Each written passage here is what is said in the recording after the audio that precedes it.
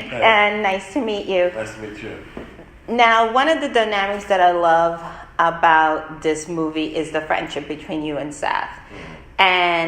But even though you guys are tight, you couldn't really, your character didn't feel comfortable enough to reveal who he really was. Yeah. Do you feel that's a requirement in a best friend? Like, how can you really be boys if you can't say who you are about everything? No, because the reason why Lance didn't tell Fred is because he knew that he would just blow it out of proportion, and my father has a saying that I've taken with me: there's no good time for bad news.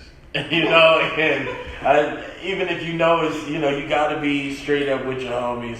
But in the situation of Lance and Fred, Lance just doesn't want to hear his mouth. He has to hear it, but there's so many things to like about a person besides who they vote for. And I think that's who Lance represents in the film.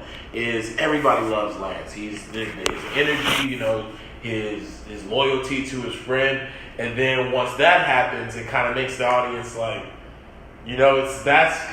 it's funny, it throws you off, and it's because I feel like he represents the part of politics that gets left out, the people that might not agree with everything about their side, but they see the good in it, and I love that about my character. Plus, I get to be a billionaire, and I love that about my character. Definitely. Another theme in the movie is, him and Charlize are complete opposites, not just economically, but where they are in life. As far as dating, do you think that's a plus or a minus, or would that be something that you would consider? Like, if you vibe with a person, but on paper you're like, okay, our lives, our politics, where we are completely different, but there's something about this person that I really like. Would you be willing to chance it? Yeah, you should. You shouldn't cheat yourself, and if powers beyond your control have given y'all a connection, you can't lie to yourself. You have to try that out. You have to try it in order to find the happiness that we all desire. And so what on paper? What it looks like on paper. Your relationship is your relationship. The only people that will ever know how special it is are the two people that are in the relationship, and that's what makes it yours. That's what makes it ours. It's just something special that two people hold. And I believe that soulmates isn't always just a romantic thing. Sometimes you make connections with people because you're supposed to be with them. You're supposed to meet up with them. And if you have that connection, that spark, and it just happens to have a little bit of romanticism to it, why not? Absolutely. So I know your agent brought you this project. Yes. And you jumped on Thank board. goodness. Which was smart. You hear Seth Rogen and Charlize Theron, you're like, all right, I'll jump on board. But at this point in your career, do you know what kind of role you would turn down, no matter who was on board? And the opposite of that, do you know what kind of character you really hope to play one day? Yes. I would turn down horror because I feel like they don't give awards for those. But unless Jordan Peele did it, I wouldn't touch it. I just can't do it. But Jordan Peele, holla at your boy. That's perfectly fine because he's redefining a lot of things and opening a lot of doors for us. So I have much appreciation and respect for Jordan Peele. But horror is just not for me. I got into acting first of all, it was just to cement my family's legacy with Straight Outta Compton. And afterwards, it's just about getting chips. It's about bringing home the awards that they wouldn't give my dad. It's about, there's just certain roles that they're not going to give him because he's Ice Cube. And I think that's unfair, just because they see him as his music persona, it makes them hesitant to give him things that I felt like he could have had. Yeah. And, I don't like that. So my job is to take our family name to new heights in acting and bring home some gold. And until they start giving horror gold, I got to stay away from it. You wouldn't do that. Yeah. I like that.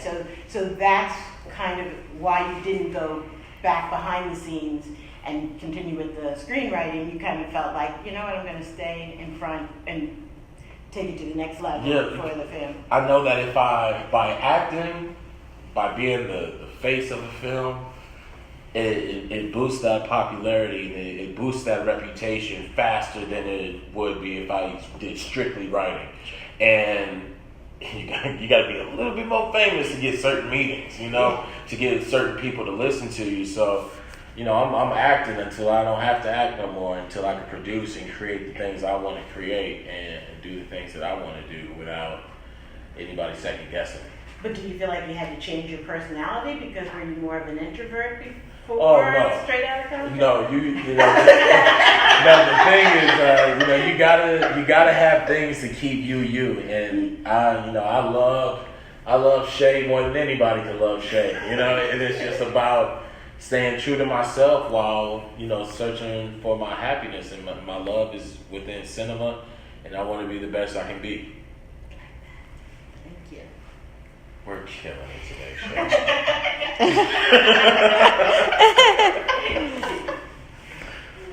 All right. So far in your career, you've covered a few, like pretty much almost all the genres except for horror, obviously. So I was just wondering if you had a preferred genre and like what kind of preparation changes for you when you approach a different genre for a film. When I do drama, I gotta be so serious. I gotta be like, I have to have a moment to focus to myself before I go on set, and it's just a mindset that you have to put yourself in. That that's why those get the awards.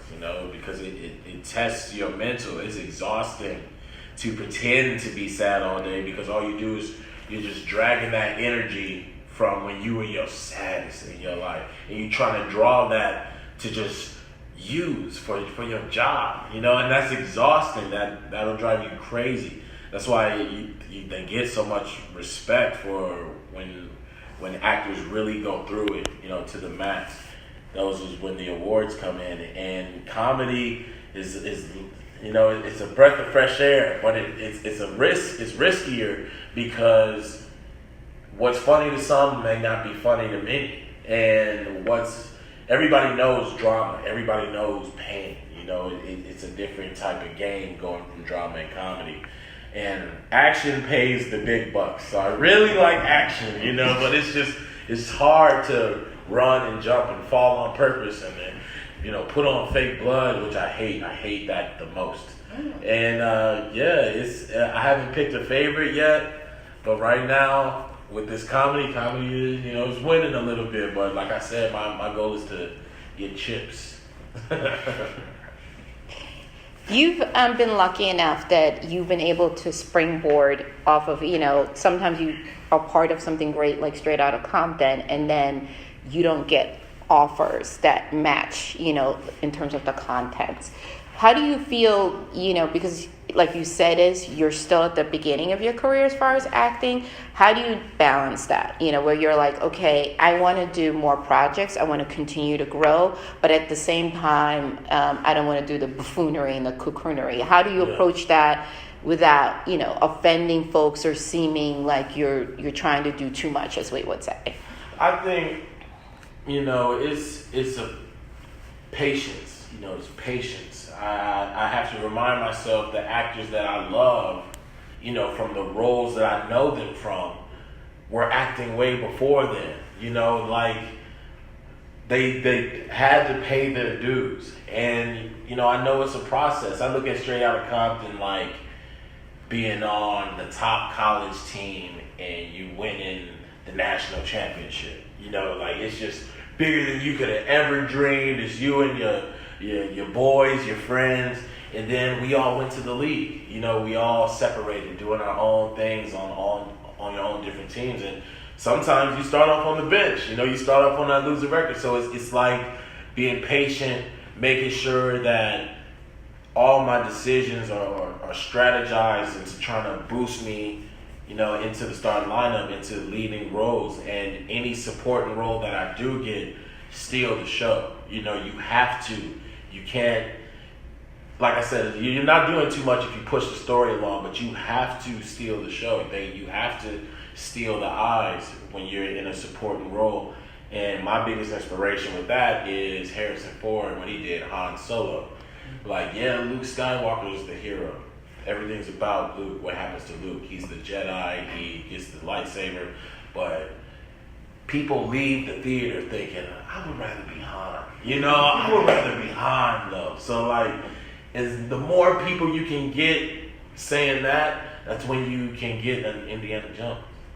And to follow up, the thing I also love about this is, and the choice that you make, because, you know, there's this thing about, especially us as people of color, you know, you sometimes get pigeonholed into thinking that you only want to do things that are associated with Black people. Whereas the themes in this movie are universal. Yeah. It just so happens to be these other people in it, but you can plug other people in it and still relate to it. What would you say to your audience that may not be as inclined to go see a Seth Rogen film? Why should they come other than to just support you?